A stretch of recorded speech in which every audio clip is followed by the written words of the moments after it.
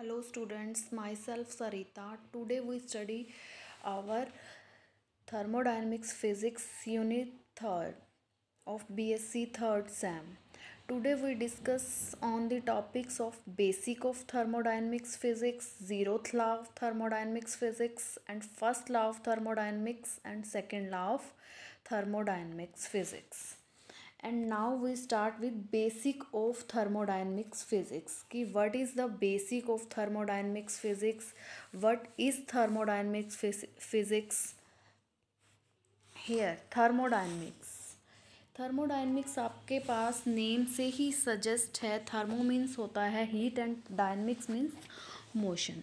Thermodynamics, it is a branch of physics which deal with study of energy transformation.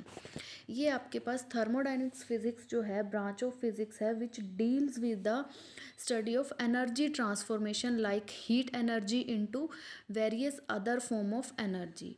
Thermodynamics is concerned with macroscopic behavior rather than microscopic behavior. Thermodynamics physics जो है वो आपके पास macroscopic behaviour को study करती है microscopic behaviour के comparatively. अब हम बात करेंगे कि व्हाट इज़ थर्मोडायनेमिक्स सिस्टम, कि सिस्टम क्या है. थर्मोडायनेमिक सिस्टम आपके पास क्या है. System part of the universe under investigation. System आपके पास यूनिवर्स के अंदर कोई ऐसा पार्ट है जिसकी हम इन्वेस्टिगेशन कर रहे हैं. एंड सराउंडिंग क्या है, part of the universe other than the system. System के अलावा जितना भी बाहर आपके पास यूनिवर्स के अंदर सराउंडिंग है दैट इज़ कॉल्ड सराउंडिंग. अब हमारे पास सिस्टम जो है 3 टाइप्स के होते हैं. Open system, close system, isolated system. Open system के अंदर अगर हम बात करें, ओपन सिस्टम आपके पास क्या है, a system which can exchange both energy and matter with its surrounding. Suppose हमने एक टी कप लिया जिसके अंदर टी है, ओपन है, उसके अंदर से आपके पास एनर्जी एंड मैटर दोनों ही एक्सचेंज हो रहे हैं विद सराउंडिंग. क्लोज सिस्टम की बात करें तो क्लोज सिस्टम आपके पास क्या है, a system which can exchange only energy but not matter with surrounding.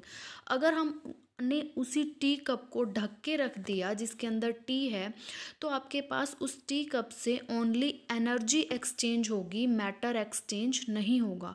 That system is called close system.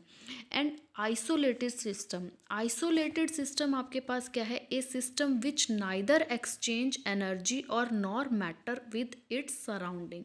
Suppose हमने उसी चाय को एक थर्मस में डाल दिया और उसको क्लोज कर दिया तो वो आपके पास क्या है, आइसोलेटेड सिस्टम है जिसके अंदर से आपके पास ना तो एनर्जी और ना ही मैटर एक्सचेंज होगा विद सराउंडिंग. अब हम बात करेंगे थर्मोडायनेमिक प्रोसेस की, कि आपके पास थर्मोडायनेमिक प्रोसेस क्या है. ये देखिए, व्हेन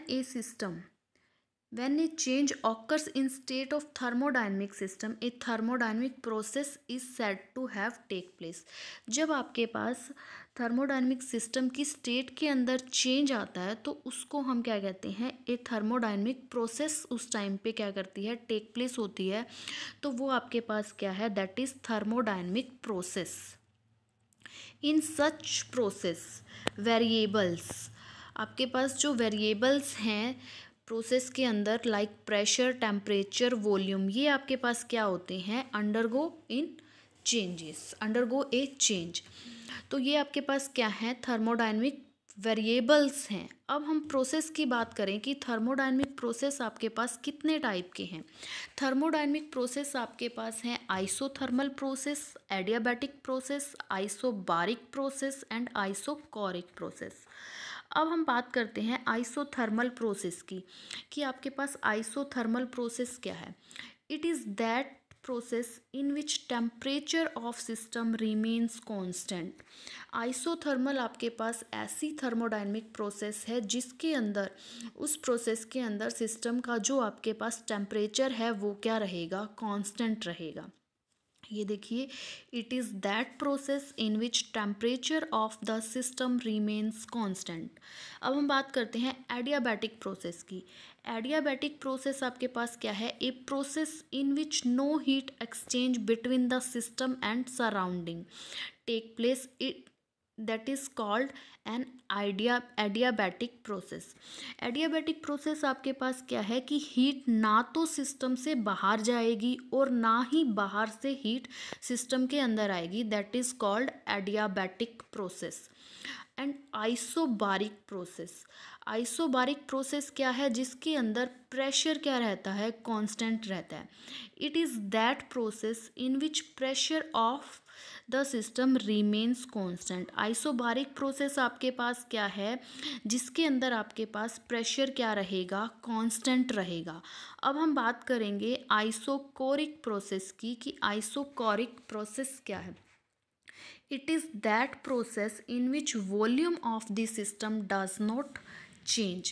ये आपके पास क्या है? आइसोकोरिक प्रोसेस के अंदर volume of the system does not change, volume के अंदर कोई चेंज नहीं आएगा, that is called isochoric process. अब हम बात करते हैं थर्मोडायनेमिक वेरिएबल्स की कि थर्मोडायनेमिक सिस्टम को जब हम स्टडी कर रहे हैं तो उसके वेरिएबल्स क्या हैं। The state of a system in thermodynamics represent the condition of system eight A given time. आपके पास किसी भी थर्मोडायनेमिक सिस्टम की स्टेट को जब हम रिप्रेजेंट करते हैं उस किसी भी टाइम पे, तो it is specified by A set of easily measurable quantities. उनको हम किसी set of easily measurable quantity से रिप्रेजेंट करते हैं। वो आपके पास वो क्वांटिटीज़ आपके पास क्या कहलाती हैं? Thermodynamical variables. और थर्मोडायनेमिकल वेरिएबल्स आपके पास थर्मोडायनेमिक्स के अंदर क्या है? Pressure, temperature, volume, which are called thermodynamics variables. अब हम बात करेंगे इंटेंसिव प्रॉपर्टी की कि आपके पास इंटेंसिव प्रॉपर्टीज़ क्या हैं। इंटेंसिव प्रॉपर्टी हमारे पास क्या है? ये देखिए, intensive property of system which do not depend on the mass of system. जो आपके पास properties mass of the system पे डिपेंड नहीं करती, वो आपके पास क्या है? इंटेंसिव प्रॉपर्टीज़ हैं। ये देखिए, ये आपके पास इंटेंसिव प्रॉपर्टीज़ क्या हैं? इंटेंसिव प्रॉपर्टीज़ हमारे पास हैं volume, temperature, pressure and density. ये आपके पास सिस्टम के मास पे डिपेंड नहीं करती।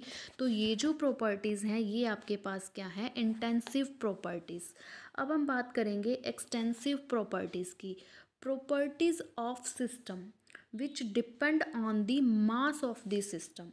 जो प्रॉपर्टीज़ आपके पास सिस्टम के मास पे डिपेंड कर रही हैं वो आपके पास क्या कहलाती हैं? एक्सटेंसिव प्रॉपर्टीज़ कहलाती हैं। एग्जाम्पल हमारे पास क्या है? Volume, energy, enthalpy and entropy. And now we study internal energy. Internal energy को हम डेल्टा यू से रिप्रेजेंट करते हैं। U is called internal energy, sum of total of kinetic and potential energy of atoms and molecules of a system is called internal energy of a system. आपके पास जो molecules की kinetic energy and potential energy है उसके सम को, total sum को हम क्या कहते हैं? Internal energy of the system. Delta U is taken as positive if internal energy of the system increases. अगर delta U internal energy of the system positive होगी जब आपके पास क्या है? एनर्जी जो है सिस्टम की इंक्रीज कर रही है। और delta U is taken as negative if the internal energy of the system is decreases. अगर सिस्टम की इंटरनल एनर्जी डिक्रीज कर रही है तो डेल्टा यू को हम क्या लेंगे? नेगेटिव लेंगे। और अगर सिस्टम की एनर्जी क्या कर रही है? इंक्रीज कर रही है, तो डेल्टा यू को हम क्या लेंगे? पॉजिटिव लेंगे। अब हमारे पास क्या है? Heat. Heat is part of internal energy which is transferred from one body to another on account of temperature difference। Heat आपके पास क्या है? हीट आपके पास इंटरनल एनर्जी का पार्ट है जो हमारे पास ट्रांसफ़र कर रहा है from one body to another body. Work अब हम बात करें वर्क की। वर्क क्या है? Work is said to be done when a force acting on a system displaces the body in its own direction. Work आपके पास क्या है? Is said to be done when a force, किसी भी body पे अगर हम फोर्स लगा रहे हैं और जो वर्क हो on the system displace the body in its own direction, और बॉडी की आप सिस्टम क्या कर रहा है? डिस्प्लेस कर रहा है the body in its own direction, तो वो क्या कहलाता है? हमारे पास वर्क कहलाता है। D W is equal to क्या है? F D X. F D X आपके पास किसके इक्वल होगा? P D V. D W आपके पास क्या है? Is equal to P V F minus V I. V आपके पास क्या है? Final volume minus initial volume. If the gas expand, ये देखिए आपके पास, इफ़ द गैस एक्सपेंड, अगर हमारे पास गैस क्या कर रही है? एक्सपेंड कर रही है, तो work is said to be done by the system. In this case final volume greater than क्या होगा? इनिशियल वॉल्यूम, तो W विल बी क्या होगा? पॉजिटिव। देन वर्क क्या होगा आपके पास? वर्क डन इज पॉजिटिव लेंगे। If the gas is compressed, अगर हमारे पास गैस क्या कर रही है? कंप्रेस कर रही है, तो हमारे पास क्या होगा? Work is said to be done on the system, तो हमारे पास वर्क क्या हो रहा है? सिस्टम के ऊपर हम वर्क डन कर रहे हैं। इन दिस केस हमारे पास जो फाइनल वॉल्यूम है वो क्या होगा? लेस देन होगा इनिशियल वॉल्यूम से, तो वर्क डन जो हम लेंगे वो क्या लेंगे? नेगेटिव लेंगे। अब हम बात करेंगे ज़ीरोथ लॉ ऑफ थर्मोडायनेमिक्स की। ज़ीरोथ लॉ ऑफ थर्मोडायनेमिक्स आपके पास क्या है? इसके अंदर हम थर्मल इक्विलिब्रियम की बात करते हैं कि आपके पास थर्मल इक्विलिब्रियम क्या है। थर्मल इक्विलिब्रियम आपके पास क्या है?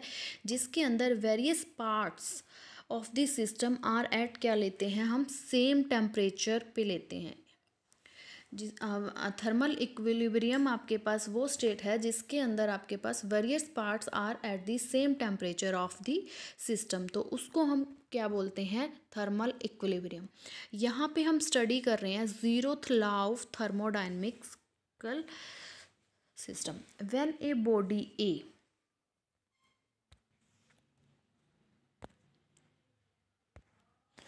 Zeroth law of thermodynamics. Zeroth law of thermodynamics के अंदर हम क्या कहते हैं? When a body A is thermal equilibrium with another body B and also separately in thermal equilibrium with a body C, then body B and C will also in thermal equilibrium with each other. These statements define the zeroth law of thermodynamics. This law is based on the temperature measurement.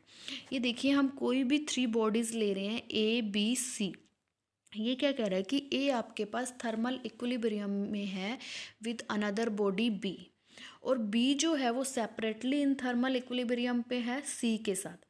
अब हमारे पास जो temperature है T1 and आपके पास क्या है? T2, दोनों क्या है? Equal, and T2 is equal to क्या है? T3। Here T1 is temperature of A and T2 is temperature of B and T3 is temperature of C। अब आपके पास T2 is equal to T1 है and T2 is equal to T3 है। It means क्या है कि T1 and T3 भी क्या होंगे? इक्वल होंगे। तो अब ज़ीरोथ लॉ ऑफ थर्मोडायनेमिक्स क्या स्टेटमेंट दे रहा है कि if two systems are separately in thermal equilibrium with the third one, then they are in thermal equilibrium with each other also. And now we study first law of thermodynamics की आपके पास first law of thermodynamics क्या है। First law of thermodynamics basically law है conservation of energy का। First law के according हम क्या कहते हैं कि energy neither be created nor be destroyed, कि एनर्जी को ना तो हम बना सकते हैं ना ही हम इसको ख़त्म कर सकते हैं। Then it was the first law of thermodynamics is law of conservation of energy. जो हमारे पास फर्स्ट लॉ है conservation, that is the law of conservation of energy. It was Joule work in 1840 which gives a relation between mechanical work and heat energy. सबसे पहले इस law को joules ने 1840 में एस्टैब्लिश किया था। उसने रिलेशन शो किया था mechanical work and heat energy के बीच में। It distinguish two kind of transfer of energy as heat and as thermodynamic work and relating them to a function of a body state called internal energy. The law of conservation of energy states that total energy of an isolated system is constant. Energy can be transferred from one form to another, but it can be neither created nor destroyed. For a thermodynamic process without transfer of matter, first law क्या describe करता है? D Q is equal to D U plus D W. D Q आपके पास क्या है? Change in heat. D U आपके पास क्या है? Change in internal energy. Plus D W आपके पास क्या है? Work done. D U denotes the change in internal energy of a close system. dq denotes the quantity of energy supplied to the system as heat. dq आपके पास क्या है? कोई quantity है, energy denotes the quantity of energy supplied to the system as heat. and dw आपके पास क्या है? denotes the amount of thermodynamic work done by the system on its surrounding. In equation first, unit of all the quantities should be same. Following sign convention are used while using equation first. कुछ sign convention जो हम लेंगे वो कैसे लेंगे ये देखिए। when heat energy enters the system, जब आपके पास हीट एनर्जी क्या कर रही है? सिस्टम के अंदर एंटर कर रही है, D Q taken as positive. If leaves the system it is taken as negative. When internal energy of the system increases, D U taken as positive. If it decreases it taken as negative. ये देखिए, when heat energy enter the system, जब heat system के अंदर enter करेगी तो हम D Q क्या लेंगे? पॉजिटिव लेंगे। और अगर हीट आपके पास सिस्टम से क्या कर रही है? लीव कर रही है, तो हम हीट को क्या लेंगे? नेगेटिव लेंगे। नेक्स्ट सेकंड पॉइंट हमारे पास क्या है? When internal energy of system increases, D U taken as positive. And if it decreases, अगर इंटरनल एनर्जी डिक्रीज कर रही है तो उसको हम क्या लेंगे? साइन कन्वेंशन नेगेटिव लेंगे। Work done D W by the system है इज टेकन एज पॉजिटिव। अगर work done by the system हो रहा है तो उसको हम क्या लेंगे? पॉजिटिव लेंगे। And work done on the system हो रहा है उसको हम क्या लेंगे? नेगेटिव लेंगे।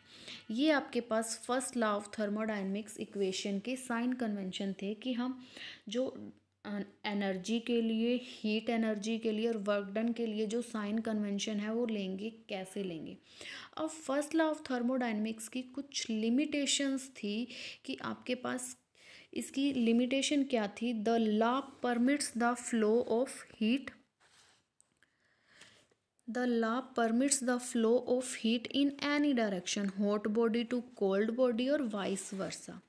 ये हमारे पास क्या करता है? दिस लॉ परमिट करता है flow of heat in any direction, यानी कि हॉट बॉडी से कोल्ड बॉडी में हीट जा रही है और कोल्ड बॉडी से हॉट बॉडी में हीट ट्रांसफ़र हो सकती है।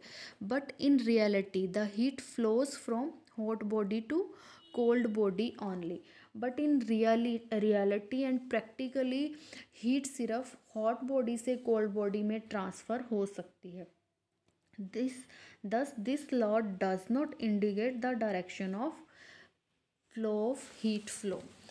ये आपके पास लिमिटेशन है कि ये आपके पास डायरेक्शन ऑफ हीट फ्लो को डिफाइन नहीं करता कि किस डायरेक्शन में एग्जैक्टली हीट फ्लो करेगी। The law gives no idea about the quantum of heat which changes into work. ये आपके पास लॉ डिस्क्राइब नहीं करता कि कितनी क्वांटम ऑफ हीट जो है वो चेंज हो जाएगी into work. It is found that no heat engine can convert all the heat extracted from the source into mechanical energy. अब आपके पास जो लिमिटेशंस हैं या ड्रॉबैक्स हैं जो हमारे पास फर्स्ट लॉ ऑफ थर्मोडायनेमिक्स के, वो हमारे पास फर्स्ट लॉ ऑफ थर्मोडायनेमिक्स का हमारे पास फर्स्ट ड्रॉबैक क्या है कि ये डायरेक्शन ऑफ हीट को डिस्क्राइब नहीं करता कि आपके पास हीट फ्लो किस डायरेक्शन में होगी। Does not tell about us, it does not tell about quantum of energy which will change. ना तो ये आपके पास क्वांटम ऑफ एनर्जी को डिस्क्राइब कर रहा है कि कितनी क्वांटम ऑफ एनर्जी है जो हीट में कन्वर्ट होगी। ये आपके पास ड्रॉबैक्स थे किसके, फर्स्ट लॉ ऑफ थर्मोडायनेमिक्स के।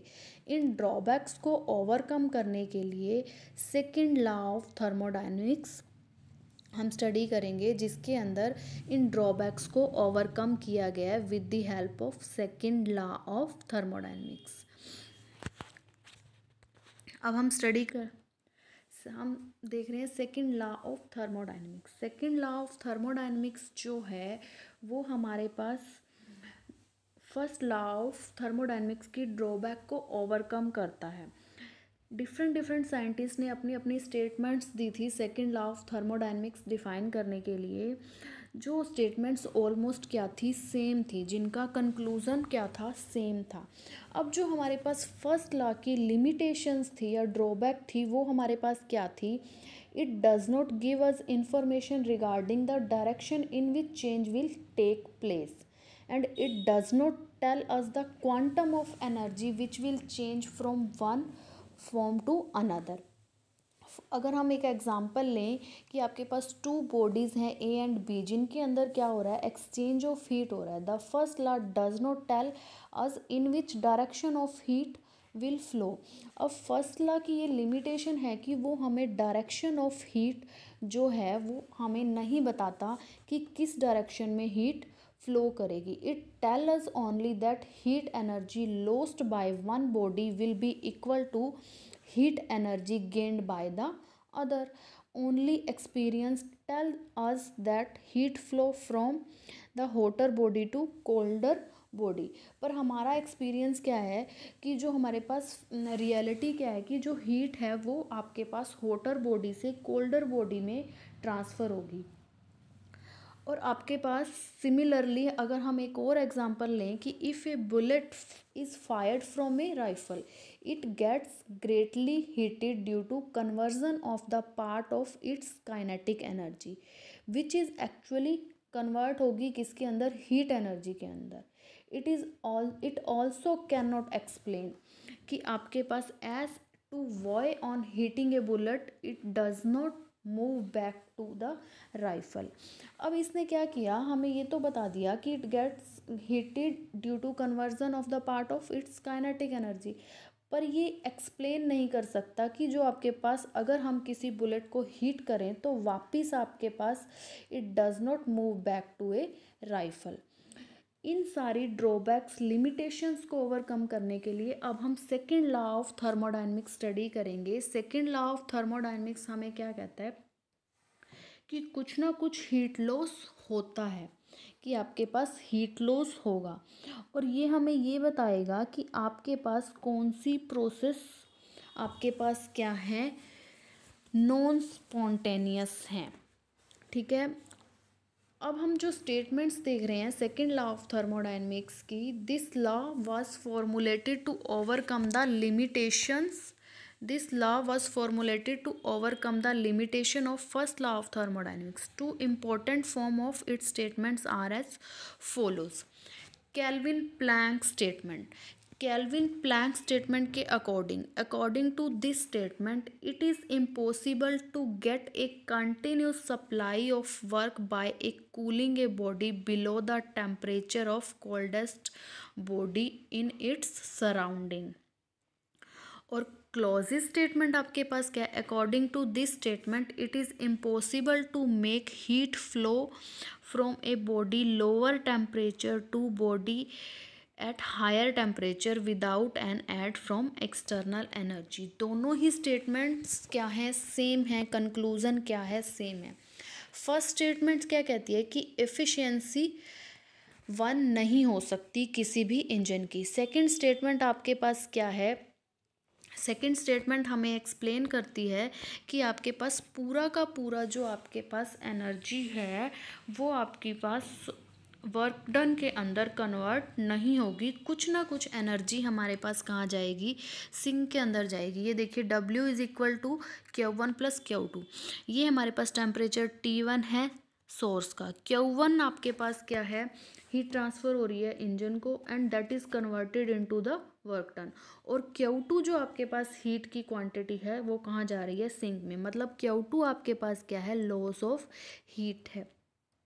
तो सेकंड लॉ क्या एक्सप्लेन करता है कि हीट लॉस कुछ ना कुछ है, यानी कि आपके पास जो Q2 की वैल्यू है वो ज़ीरो नहीं है।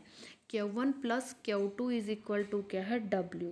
और अगर Q2 ज़ीरो है इट मीन्स क्या है कि पूरी की पूरी हीट किस में कन्वर्ट हो रही है, पूरा का पूरा हमारे पास हीट क्या है, वर्क डन में कन्वर्ट हो रहा है W। तो हमारे पास एफिशिएंसी क्या आएगी, 1। पर ऐसा पॉसिबल नहीं है, किसी भी अच्छे से अच्छे कानून इंजन की अगर हम बात करें तो उसकी एफिशिएंसी 1 नहीं होती। कुछ ना कुछ हमारे पास हीट एनर्जी क्या कर रही है, लॉस, कुछ ना कुछ हीट एनर्जी का हमारे पास लॉस होता है इन द सिस्टम। अब हम कुछ MCQs की बात करेंगे। ये देखिए, एफिशिएंसी कैन नॉट बी 100%। अब हम कुछ मल्टीपल चॉइस क्वेश्चंस की बात करेंगे that is based on the thermodynamics. ये देखिए, identify the state variables given here. इनके अंदर हमने state variables that is thermodynamical variables को आइडेंटिफाई करना है। जो हमारे पास यहाँ पे प्रेशर, टेम्परेचर और यू इंटरनल एनर्जी है, ये हमारे पास क्या है, that are the state variables, that are the thermodynamical variables. हमने अभी अभी पीछे लेक्चर में स्टडी किया था कि आपके पास थर्मोडाइनमिकल वेरिएबल्स क्या हैं। थर्मोडाइनमिकल वेरिएबल्स हमने स्टडी किए, that is pressure, temperature, U is internal energy. Second जो MCQs है वो क्या है, in an isochoric process we have. हमारे पास आइसोकोरिक प्रोसेस के अंदर क्या ज़ीरो है, W वर्क डन, Q आपके पास क्या है, हीट, डेल्टा U आपके पास क्या है, change in internal energy, delta T आपके पास क्या है, टेम्परेचर।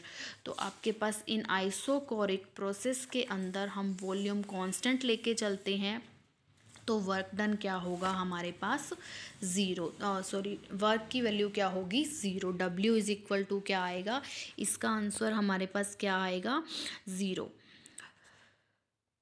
नेक्स्ट थर्ड जो हमारे पास है, ए डेफिनेट एरिया और a space where some thermodynamic process take place.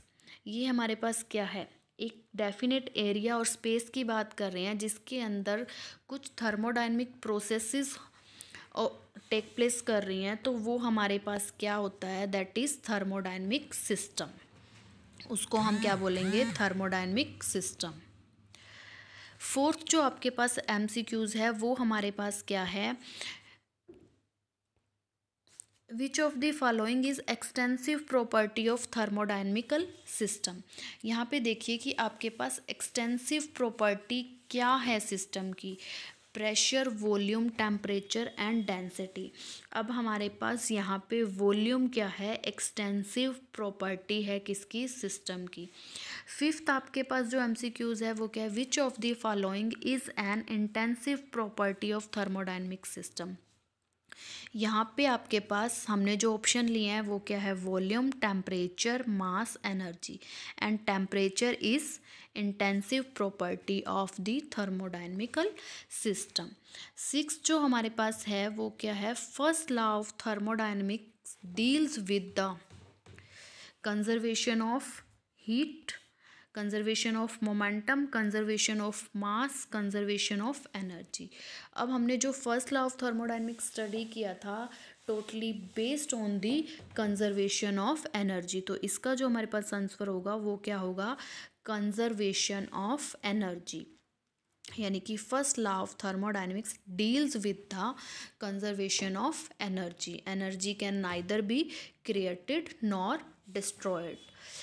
अब सेवंथ जो न्यूमेरिकल है वो क्या कह रहा है, when two bodies are in thermal equilibrium with the third body, they are also in thermal equilibrium with each other. Third law of when two bodies are in thermal equilibrium with the third body, they are also in thermal equilibrium.